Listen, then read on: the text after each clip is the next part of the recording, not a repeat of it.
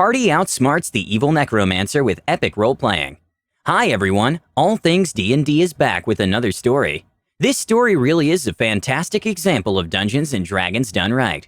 Great characters, a great boss, and great role-playing. We'd love to hear about your games after you listen to this. Now, for some context, this is the final part of a long multi-session dungeon that we have been crawling through for a week. Our DM designed this dungeon specifically to drain our resources, and my oh my did she ever. We had gotten our way through several high-danger encounters, and I had to upcast a lot of spells to get us through, as well as cast a lot of buff and support spells, like Bless and Aid. Everyone had been expending a lot of their resources as well, and we were on empty by the time we got to the end. The story itself is written from the perspective of my character, Cordrin. The story you're about to read is going to make him seem like a cantankerous sourpuss, but that's mainly just because in this story, he was having a bad day, as you're about to hear. I am Cordrin, son of Cordrin, and I was hoping that this job would be simple. The job was straightforward. The undead in a known cursed area were getting uppity and needed a little spring cleaning. My plan was to go in, smite some ghouls, and be home in time for dinner with the wife. Unfortunately, I was stuck on a team with the most bullheaded adventurers in Tarster. Teriel, hailed as a rising star of the Adventurers Guild, a consummate fighter and adept swordsman. Tristan, one of the most talented young spellcasters in the guild. Tristan's adopted daughter, Sophia, a hexblade and very capable archer. And Ollie Morn, an experienced barbarian and captain of a mercenary company that was modestly successful. There was also a fighter who appeared to be some kind of warforged, though I couldn't say for sure. It operated under the designation No Name, and it appeared to have a female form. These people were some of the most talented individuals in the Tarster City Adventurers Guild and had seen a lot of success early in their careers. Unfortunately, this early success had made them arrogant and left them largely deficient in terms of common sense or basic survival instincts. And as the designated healer of the group, it fell to me to keep these idiots alive. In my opinion, as strong and talented as these people were, they lacked a healthy fear of death, and that would work heavily against them where we were going. These particular ruins I was familiar with, having done a cleanup job in the area on a previous occasion. One of my party members actually died during an encounter with some kind of undead plant monster. If I didn't have Revivify handy, she surely would have been lost that day. That incident had occurred just in the surrounding area outside the actual ruins. I had no idea what horrific nightmares lay within the tombs themselves. In any case, I had no intention of finding out. The job was to just clear the undead on the outside of the ruins. Going inside was not necessary. Unfortunately, my party members didn't see it that way. We smelled the ruins before we saw them. They gave off a malodorous miasma of rotten decay that could be detected from a mile away. From a high grassy hilltop just outside the edge of the cursed zone, we could see the figures of dozens of shambling undead. Ghouls, ghasts, and a couple other unholy abominations I still don't know the name of. In any case, it doesn't look like anything too dangerous, but as the sun starts to set and night creeps in, a chill crawls up my spine, and I can't shake the feeling that we're walking into certain doom.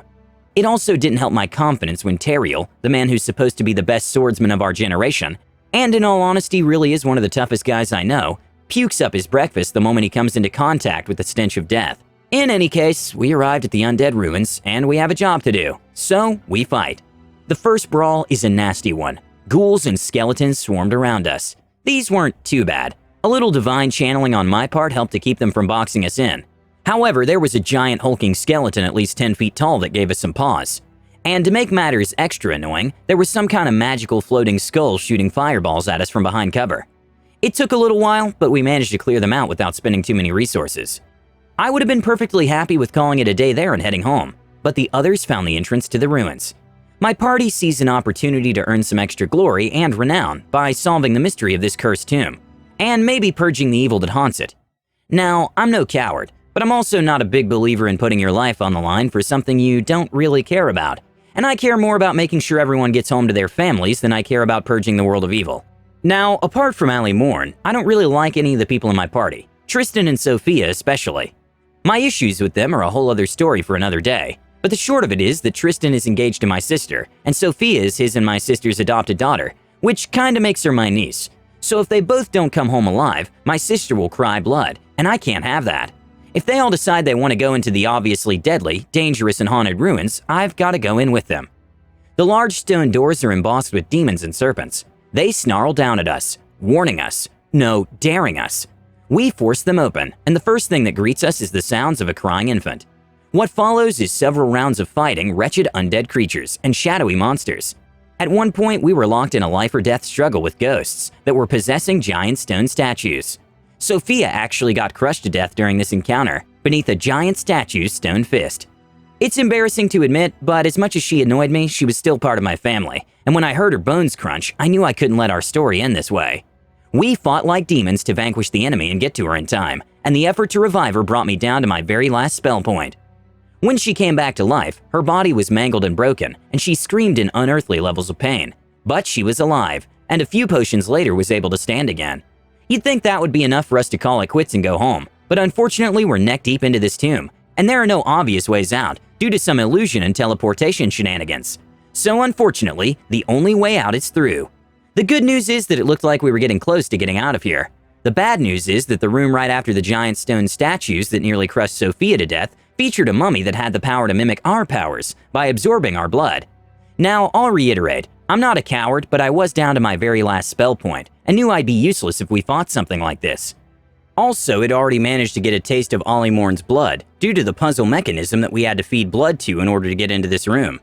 Ollie Morn is a tough-as-nails dragonborn barbarian, capable of taking on a dozen enemies by himself. This thing, as far as we could tell, had all of his powers that we did not know about, plus abilities of its own that we didn't know about, and we were already exhausted from the fights we had, getting to this point. So me, being the survivalist that I am, I want to try to see if we can find a way to talk our way out of this without needing to fight. It almost worked too. However, it came up during the course of this conversation that this mummy was a murderer of children. The moment Tristan learned that, he flew off the handle and attacked it with a shadow blade. Yeah, Tristan's kind of a hothead. I do not know what my sister sees in him. In any case, combat is on, so the only thing I could do was cast Bless and let the martial fighters do their job.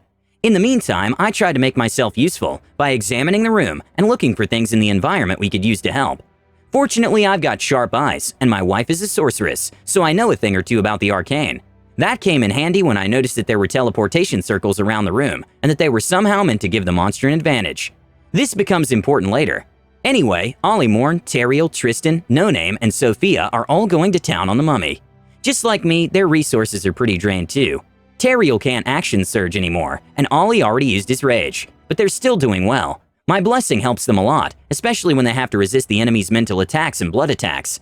I won't bore you with all the details, but I'll give you a few highlights, just to underline how desperation and exhaustion were forcing us to get creative. At a certain point during the fight, Ollie Morn grappled the bloody mummy with his bare hands, and Teriel shoved Powder of Dryness down its throat. For those who don't know, Powder of Dryness is an item that absorbs up to 15 cubic feet of water. Now, this creature was made mostly out of blood, and blood is 75% water. It writhed in pain horribly, as the slick red liquid that kept it animated was almost instantly evaporated. Also, it was discovered that the creature could be harmed by fire, so at one point, Teriel dropped oil at the mummy's feet while Ollie was grappling it and lit the oil on fire with his fire sword so that it would constantly burn as they were hacking and shooting at it. Ollie Morn was also caught in this, but he had fire resistance, so he was fine. This impressed me more so for the fact that it was Teriel who came up with the idea. For context, Teriel is a consummate fighter who pretty much solves all his problems with his sword, so what he pulled was definitely a change of pace for him. While this was going down, I was making myself useful by attempting to destroy the teleportation circles around the room. I managed to destroy one and was going towards another one when the martial fighters finished the job. The mummy liquefied into animated blood and escaped through the portals I hadn't destroyed yet. The encounter was over though. At this point, we were really done. No potions, no action surges or special class features. The only one who had any spells left was Tristan, and even he was running low. On top of that, for some reason, No Name decided to wander off. Honestly, No Name was being weird, acting on her own without regard for the party's safety for most of this ordeal. As a result, I didn't trust her. I don't think anyone else did either. No Name didn't matter though. All we wanted at this point was to leave, and with what we thought was the final boss of this tomb defeated, we thought we could go home. A passageway with a staircase opened up. We figured it might be trapped, so we tried to carefully investigate. We could tell that something was off about the staircase, but as we stepped in closer to investigate, a hole in the floor suddenly opened up, and we all fell 120 feet down. None of our magic items were working either. We couldn't use our flying brooms or anything. Fortunately, there was a gelatinous red mass at the bottom of the pit to break our fall. Unfortunately, that gelatinous mass was also acidic, and we took acid burns trying to get up. Not only that, but the room was also filled with poison gas. It seemed that the anti-magic field we got caught in didn't extend to the bottom of the pit because my necklace of adaptation kicked in and saved me. The rest of the party wasn't so lucky and was immediately subjected to poison. Just as we were getting back on our feet, we noticed him. There was a man in the acid gelatin. He looked pale, with his hair, eyebrows, and fingernails burnt off. Floating in the acidic, slimy mass with him were the bones of children, bleached white from a century of acid baths. It didn't take a genius to know we had a necromancer in front of us. One look and I knew we had no chance of beating this bastard. Our odds of winning would be dicey if we were at full strength. Fighting him beaten and drained like we were then? No chance. However, I noticed he didn't attack us right away, and his demeanor wasn't overtly hostile. If anything, he actually seemed amused. I figured there was a chance we could talk our way out of this. This is where the story gets really interesting. I take up a polite tone as I speak to him. Making him angry is the one thing we don't want to do right now. "Excuse me, sir. Sorry for bothering you. Would you mind showing us the way out?" "Huh, the way out?" The necromancer chuckles warmly. "Why, yes, I can show it to you." He waves with a hand through the gooey substance, and the room starts filling up with even more poison gas. I'm fine thanks to my necklace, but my party is coughing and wheezing behind me. Excuse me, sir. Do you mind very much calling off all this gas? My friends don't seem to be taking it quite well." "But I am showing you the way out." His pale lips glide into a smile. At this point, it's clear this necromancer is the type who likes to play with his food. I know in retrospect, thinking we could have gotten out of this by asking nicely seems like a bad idea, but that's just how drained we were. We literally had no other options left. I keep trying to find a way to negotiate with him. Bear in mind, I'm not a trained negotiator by any means. Normally, being the party face is a job I would leave to my sister or to my buddy Ved, but neither of them was here right now, so I had to do my best. "What's your name, sir?" I ask. "My name?" He frowns. "Call me Master." "Very well, Master. You're clearly much stronger than us. If you wanted to kill us at the outset, you would have. Why this game?" He gives me a demented childlike grin as he speaks. "Well, you see, it's so dreadfully boring down here without anyone to play with." The skull of a child floats through the ooze and lands in his hand. He turns the skull towards the party, moving the jaw and saying in a falsetto child's voice, "Someone play with me." I've been an adventurer for 3 years now. To date, the sight of seeing that sick bastard use a child's bones as a prop is one of the most disturbing things I've ever seen. In that moment, I swear, there was nothing I wanted more than to have that necromancer's head on a spike. So you can imagine how hard it was for me to put those feelings aside and stay focused on trying to get us out of that pit alive. I grit my teeth and bury my feelings of disgust deep and try to keep up a pleasant face despite the situation. "Why don't you come with us then? There's plenty of people to play with outside."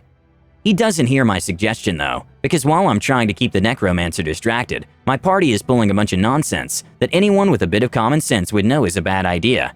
Tristan tries to cast Fly to carry himself and Sophia out of the pit, but he forgot that the anti-magic field was still active 120 feet above us. Tristan flew 110 feet up, only to have his magic dispelled just as he was about to escape, and dropped all the way to the bottom of the pit. I had to rush and tend to both of them while still trying to keep the master entertained enough to not simply kill us outright. Also, it was at this point that No Name decided to rejoin us and thought she could best help us by taking random articles of children's clothing that she found, lighting them on fire and tossing them down the pit. Don't ask where she got the children's clothing from. Trust me, you don't want to know. Fortunately for us, No Name's idea failed, and the bundle of flaming clothes she tossed down dispersed before it even reached us, which was a good thing, because if that had hit and started a fight, we'd all be ghoul food. The master, for his part, watches us feebly attempting to escape, with an amused expression. Tristan, luckily for us, still had some spells left, and a quick cast of Healing Word keeps Sophia alive, so they barely survived that fall. I wish I could say that it knocked a bit of common sense into them, but it didn't. If I have time later, I'll tell you some more stories about the really dumb situations my niece and my brother-in-law keep getting themselves into. I know they're my family, but cord blast me do they get on my nerves. For my part, I try to keep the necromancer on me. I say to him, "Ignore them, master. If you'd like to play, I can play with you." Have you ever played Shell Pickup? Shell Pickup is a game I used to play with my younger niece back home. It's pretty simple. You just need some shells and a ball to play. My suggestion seems to have caught the master's attention. He still uses the skull to mimic a child talking as he answers. "No, I have not. Pray tell, what is it?" "It's a pretty fun game, but you need a ball and some seashells to play," I say as I scramble to do what I can to treat my friend's wounds. The master smiles at my bumbling display. Is that so? If you'd like, we could go to my house on the beach. Lots of shells there. The amused expression on his face turns sour the moment I suggest leaving. He snaps back into talking like an adult man. I am bound to this place, like my colleagues. Oh, I will allow last words before your bodies are gifted to the Almighty, he says flippantly as he yawns. Thinking I could offer him a deal to get him to let us go, I ask him, would you like to be unbound? No. However, he sighs and looks at me. Sadly, we cannot claim your soul. Your body will have to suffice. As he says this, the gelatinous acid ooze that he floats in begins surrounding us, ready to envelop us and eat us alive. Wait, if you claim my body, you'll be all on your own again, with no one to play with. The ooze creeps forward. Do you really need to sacrifice us? Are we really that much more valuable dead than alive? Yes. He looks down at each of them and hums in thought. Now, ghoul, ghast, white, zombie, or mummy? Your choice. Take your pick. He smiles giddily.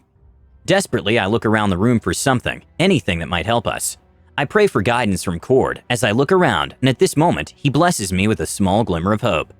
As I looked around the room, I saw the slightest glimmer of gems at the sides of the wall. There were 4 teleportation circles etched into the walls, just like the ones in the mummy room. However, these were inactive. At the very center of the room is a big teleportation circle as well, though it looks to be halfway destroyed. I couldn't make sense of it at first, but then I started to recognize that the sigil sequences on the circle were similar to ones I'd seen in the books that my wife reads at times. I knew that if activated, they would lead somewhere a lot farther away. It just needs blood and more gems inlaid in it to be activated, gems that I could get from the sides of the room. I have one final gambit. I pray for guidance as I make one last-ditch effort to persuade this monster not to kill us. Wait, Master, before you kill us, could we perhaps have one game of shell pickup? I think we can improvise using materials in this room. The master raises a brow, and I hold my breath. Then the master smiles and holds up the child's skull again, dismissing the poison cloud in the room. My, that sounds like so much fun! He bounces the skull a bit as he giggles, clearly unhinged. Me, out of character. I rolled 16 on that persuasion check. It was just barely enough. I figured that skull he's clutching is important somehow, so I try to see if I can get it away from him. In the most polite tone I could muster, I ask, actually, could we borrow that skull? It would make a good substitute for a ball. He gasps and clutches the skull protectively, shrinking away and patting its head. Then he coos at it like some demented child petting a puppy. Oh, no. They won't take you, Sonya. They won't. Oh, I'm sorry. Never mind. It's fine. We can use something else. The master looks at Sophia and points a finger to her head. How about this one? He asks. I think fast. No, elven skulls are weirdly shaped. It won't do. Sophia doesn't miss a beat. And my head is much too weak, she adds, batting her eyelashes for effect.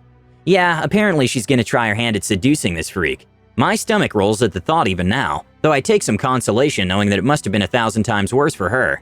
In any case, the necromancer buys it, and now Sophia has his attention, which takes his focus off of me.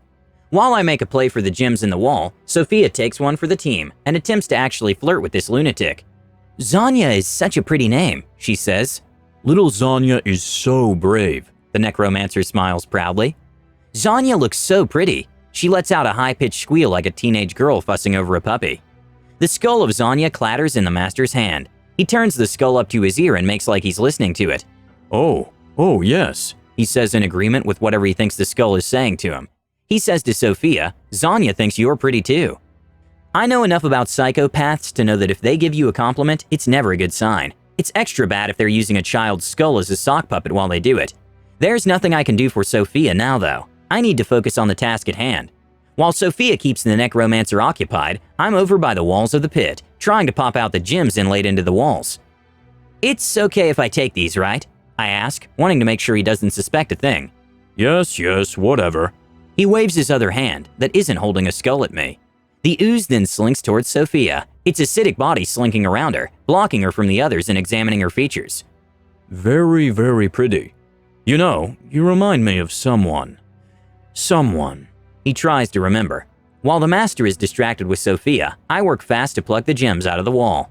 My hands are working a bit faster than usual, which is fortunate because I'm normally quite lacking in the department of dexterity. While I'm working on this, Sophia is fighting off the master's charming spells. Her Fey ancestry ended up coming in really handy here. Tristan helps out too, by using the last of his spell points in sorcery to subtly counterspell the Master's charms.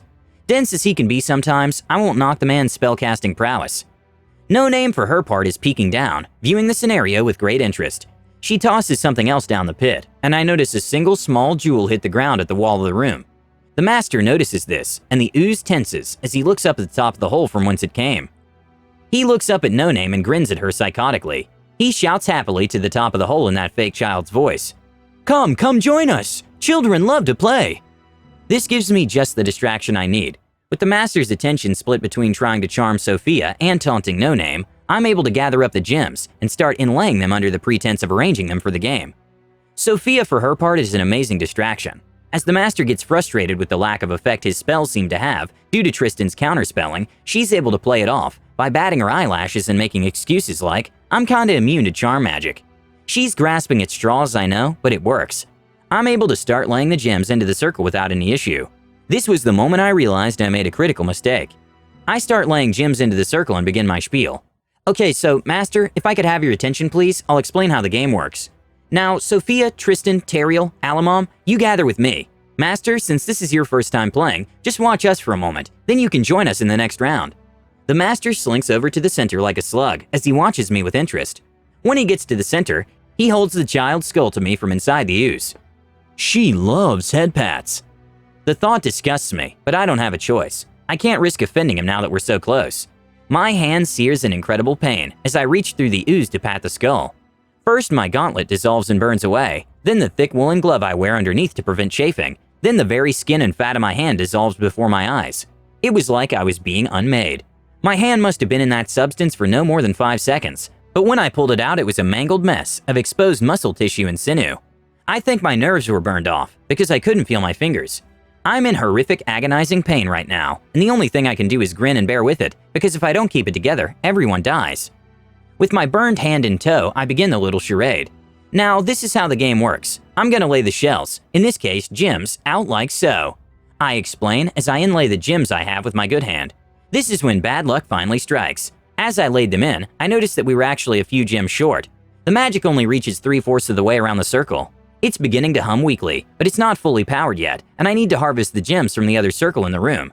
As I mentally curse our bad luck, the Master looks on in expectation, with a crazed look of excitement in his eyes. Well? Oh, wait, my bad, that's not enough shells. Wait right here, I'll go get the others. Then I'll cut my hand off to make the ball, okay, Master? I prayed a Cord for guidance, hoping desperately that this little mess-up didn't burn through the necromancer's patience. We just need a bit more time. I promise you'll be most entertained when the game commences. We just need a bit more time. I promise you'll be most entertained when the game commences, Teriel says, trying to help me convince him. Teriel is the type of man who has a sword for a brain. The fact that he was also trying to talk his way out of this rather than fight really highlighted just how badly in the hole we were, metaphorically and literally. Sophia is pushing her feminine wiles to their absolute limit to try and get him to wait just a little longer. The necromancer looks annoyed, but he waves me off. Praise Cord. Teriel helps me pop the gems out of the other wall, seeing as how I'm working with only one good hand now. Meanwhile, Sophia keeps up her flirting act. This is such a fun game, mister, Sophia says in the best fake cute girly voice she can muster. The Master looks annoyed at Sophia and snaps with a shrill voice. Master! Master, this is such a fun game. She strokes his arm softly through the acidic ooze that he's floating in. Master, could you please come out? I can't see you properly in there. I think I know who I remind you of. She ends up losing some skin on the back of her hand, but she earns a bit of my respect in the process. Don't tell her I said that. She has a big enough ego already. Sophia took the burns like a champ, but it seemed to have the opposite of its intended effect, because he recoiled from her in disgust and shouted at her, You would be much more beautiful as a ghast. He then points a finger at Sophia, ready to launch what I'm certain would have been some form of horrific curse. That's when Tristan acts fast and uses his last counterspell to deny whatever he was about to launch at her. The Master frowns and pouts like a petulant man-child. No fun! No fun! I'm sorry, magic is weird around me, she says apologetically, trying to keep the ruse up. The Master groans at Sophia and goes out of the circle, trying to shake her off. Yes, whatever, play the game. Zanya's getting bored, he sneers. Teriel and I finish scraping the last of the gems we need off the wall and dash back to the center circle with the others. We're almost ready. trying to keep this overman child placated. Fortunately for us, the master is too distracted by Sophia to notice what we're doing as we quickly set about inlaying the gems in the circle. As soon as the gems are in place, I call everyone in a chipper voice that I pray disguises the panic I'm actually feeling. Everyone in the center now! The master slinks over to the center with a giddy expression as I draw my sword out. I cut a little bit of my acid-burned hand to drip some blood onto the circle. The circle hums a bit but doesn't activate. Tristan and Teriel also pull out daggers to cut themselves with, but even with their blood, it isn't enough. This circle demands sacrifice. From what I can tell, the blood needs to be fresh, and there needs to be a lot of it. I've only got one choice. I was hoping I could avoid actually having to cut my hand off, but we're desperate now. I raise my acid-burned hand up and put my sword to the wrist. With gritted teeth and a final prayer to cord, I ran my blade straight through my wrist. The enchanted metal of my sword cuts cleanly through muscle and bone. I cut it almost all the way through, but I end up leaving just a spare bit of skin at the edge of the wrist, so that my severed hand ends up dangling off my wrist like a dead fish. My blood rushes out from the stump and drips heavily onto the magic circle. I won't lie to you, I screamed, and I am not ashamed to admit that. It was worth it though. The circle hummed to life as my blood poured onto it. Golden light emanates from the gems as everyone standing in the ring is transported to another place. The last thing we saw before that hell pit disappeared from our view was the master screaming out in terror and his eyes widening in realization as our group disappeared. No! Sophia blows him one last kiss, and we're gone. The next thing we know, we're outside the dark gates that lead us down into the dungeon. The sun now high in the sky, its warm rays caress our faces. We're exhausted, covered in blood, slime, grime, acid, and God knows what else. I'm missing a hand. Also, it seems we forgot No Name, but the people I care about are alive. For me, that's all that matters. I know that might seem selfish, but I learned early in my adventuring career that you won't be able to save everyone no matter how strong you are. For me, it's enough that the people I'm responsible for are okay. Plus, to be honest, nobody shed any tears for her. She had a habit of running off on her own and leaving us vulnerable at really bad times, so we weren't too hung up about it. We're not out of the woods yet though. The outside of the ruins still has a lot of stray ghouls lurking around. We have just enough time for Teriel to bandage my bloody stump, and I somehow managed to muster enough constitution to stay conscious, despite the massive blood loss. Unfortunately, staying conscious means I'm also conscious of the unspeakable pain that comes with having your hand chopped off, and my screams of agony seem to capture the attention of the ghouls, who think they have an opportunity for an easy meal. Sophia manages to stick a few arrows in a couple of the ghouls dumb enough to start crawling in our direction, but they're quickly replaced by more. "Let's get out of here," Tristan says. For once, I agree with him. "Let's go," I say, using my sword to help me get back to my feet. We form up and we fight our way out. Teriel slashes through undead after undead with ease, though more keep coming. Tristan's eldritch blast flies around the ruins and undead fall to it like flies. Even past the pain and having only one hand, I manage to hold my own as I slash past hordes of zombies and skeletons. Sophia's arrows hit their mark every time, leaving a trail of blood in her wake. Ali Morn cuts through flesh and bone like butter, his rage keeping him up despite his wounds, sparks flying around his mouth and a lightning bolt from his maw lighting up the battlefield. Our group holds together against the seemingly endless stream of undead. Finally, we arrive at the grassy hill that we started this adventure on, the road towards home stretching out invitingly onto the horizon.